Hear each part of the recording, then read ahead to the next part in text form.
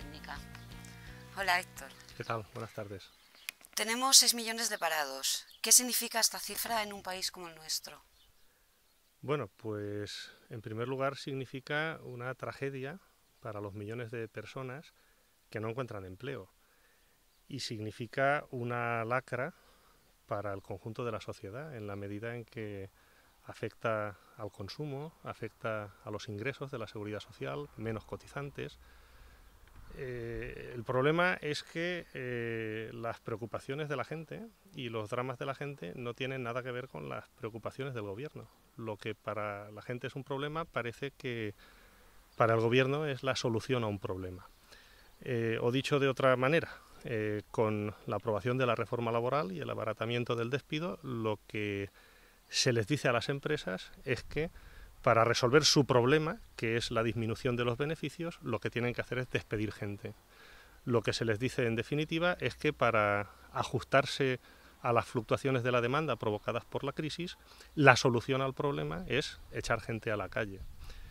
Por lo tanto, no es un problema desde el punto de vista del gobierno, sino la solución a un problema. Y además, una segunda idea, y es que lo que significa, en definitiva, es la constitución de un vasto ejército de reserva que presiona los salarios a la baja y que, por lo tanto, traslada un mensaje muy claro a los trabajadores, y es que o aceptáis las bajadas de sueldo, o aceptáis el deterioro de los servicios públicos, de vuestras condiciones laborales, o sencillamente la alternativa es el paro y la miseria.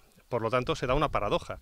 Es probablemente el problema más grande de la historia contemporánea del país, pero para el gobierno no es ningún problema, sino la solución a los problemas del gobierno que no tienen nada que ver con las preocupaciones de la población. Deflación generalizada de sueldos sin límite. ¿Hasta dónde? ¿Cómo afecta esto a la autoestima social del país? ¿Hasta dónde? Pues tal y como queda el marco normativo y en particular el régimen de la negociación colectiva después de la última reforma laboral, yo creo que hasta el salario mínimo interprofesional, que es el horizonte que se sitúa delante de muchos trabajadores, de poblaciones laborales completas, que bueno, se ven afectados por la desarticulación de la negociación colectiva inducida por el legislador. Es decir, si los convenios colectivos negociados entre patronal y sindicatos eran el modo normal de fijación de los salarios por sectores o por ámbitos territoriales determinados, al desarticular, al digamos quitarle valor a los convenios colectivos, lo que se sitúa como límite, como suelo por debajo del cual ya no será posible trabajar, es directamente el salario mínimo interprofesional. Imagínate el empobrecimiento que eso supone para el país y cómo estamos asistiendo a negociaciones en las que bueno, pues sectores completos, poblaciones laborales completas, insisto, están viendo devaluadas sus condiciones laborales, están viendo reducidos sus salarios en un contexto o en un marco que no tiene nada que ver con el modelo clásico de negociación colectiva que ha estado vigente hasta ahora en nuestro país. ¿De alguna forma la situación de la crisis se emplea como chantaje, como anticipabas un poco antes, para los trabajadores? O sea, esto va por aquí, si quieres lo coges y si no, pues ya sabes, ¿no? Que hay 20.000 más esperando entrar. Sin ninguna duda, sin ninguna duda. Ya no solo por la existencia de esa bolsa de trabajadores de reserva, ¿no?, que indudablemente presionan a los trabajadores que tienen empleo para que atemperen sus reivindicaciones, sino algo todavía más grave, ¿no? Y es que tú piensas que la relación laboral es un vínculo entre dos partes que son profundamente desiguales.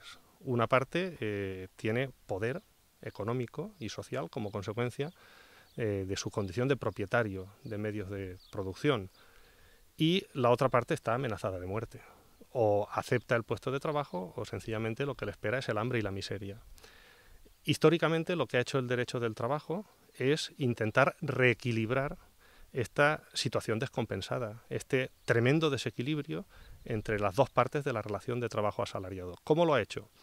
Lo ha hecho de diversas maneras, pero una es fundamental, que es estableciendo consecuencias negativas asociadas al despido del trabajador para el empresario, las denominadas indemnizaciones por despido. Es decir, suspendiendo o haciendo más difícil la amenaza de muerte sobre el trabajador, de muerte social, de muerte económica, que es básicamente que lo pongan en la calle. ¿Cómo? Mediante indemnizaciones por despido.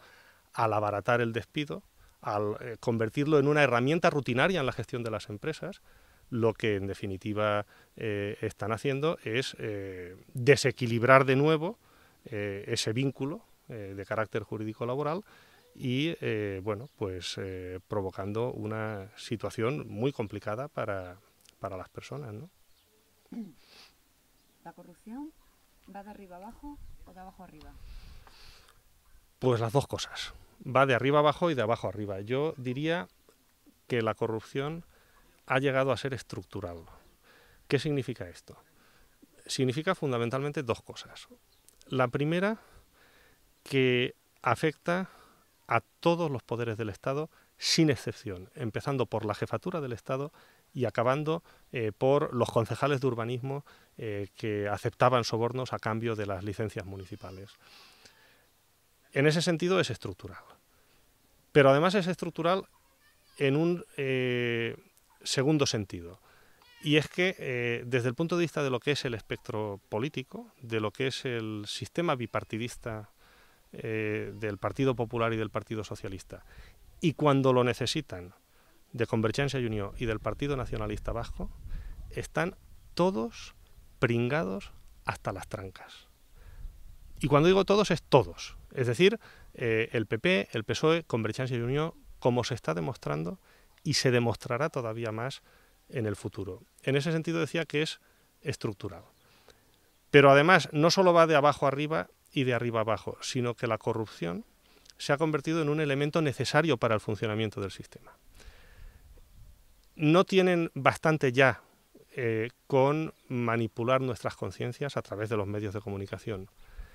Ni siquiera les basta con proyectar toda la fuerza del Estado jovesiano sobre los sectores populares insumisos que no aceptan el modelo social que se está tratando de imponer.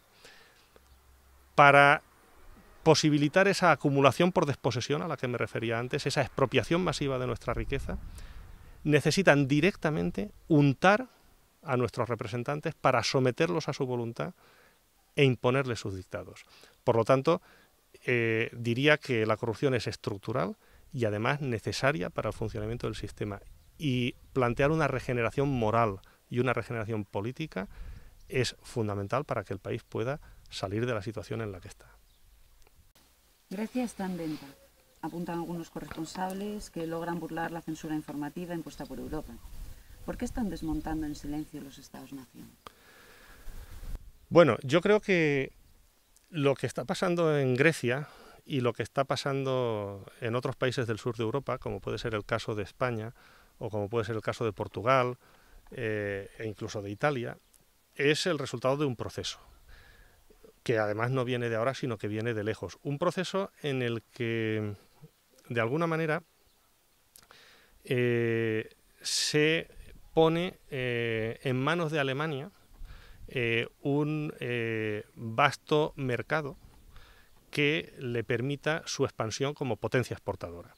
Eso se hace ya con la Comunidad Económica Europea, pero sobre todo y fundamentalmente con el Tratado de Maastricht y con la implantación de la moneda única, del euro.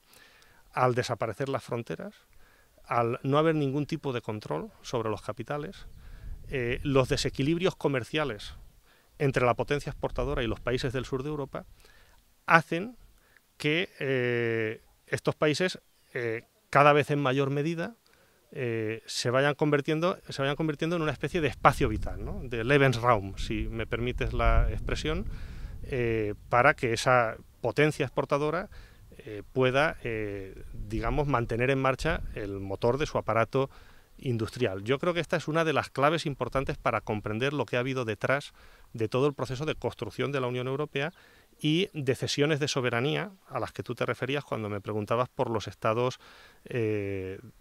nación, ¿no?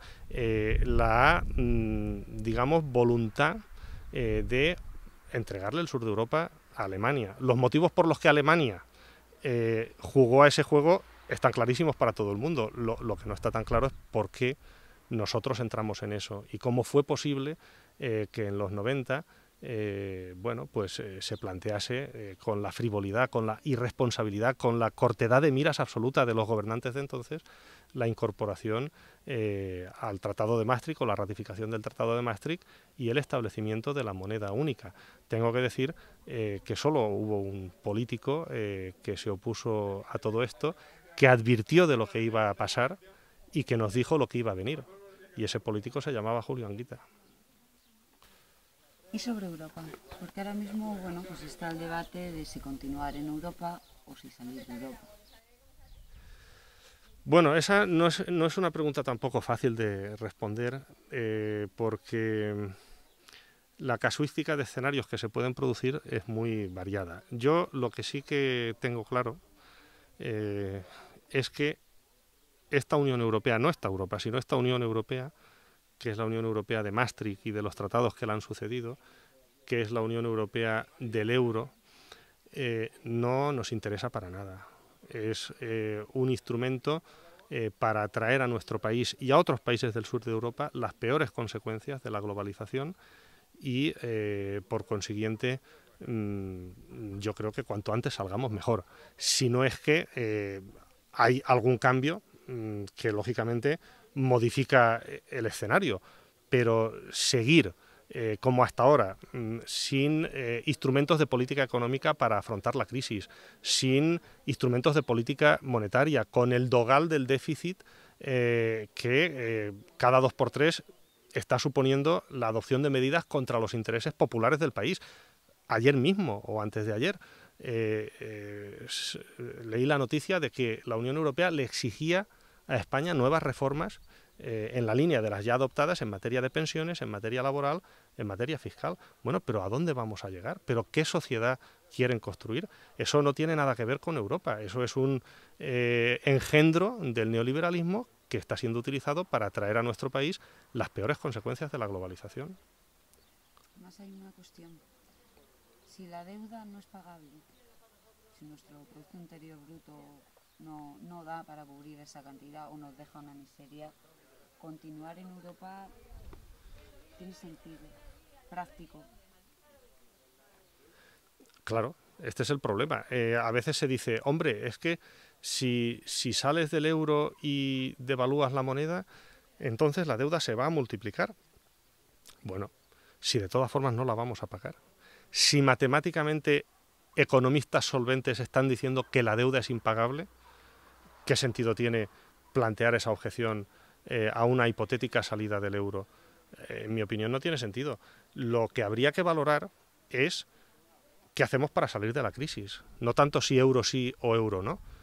Y el hecho de recuperar soberanía, el hecho de poder plantear en un marco estatal iniciativas políticas, significa ya no solo la posibilidad de devaluar la moneda, porque a veces se reduce todo a eso, y eso es muy importante, pero no solo se trata de eso, se trata también de poder proteger nuestra agricultura, se trata también de poder proteger nuestra industria o de reconstruirla en la medida que podamos, es decir, de poner todos los instrumentos de la política económica al servicio del empleo, absolutamente todos, y esto enlaza con la primera pregunta. Este es el auténtico problema del país, y absolutamente todo lo que se haga debiera estar destinado a resolver este problema de los ciudadanos. El problema es que lo que se hace no solo no toma en consideración este problema, sino que lo agrava y, por lo tanto, pues aboca al país al abismo.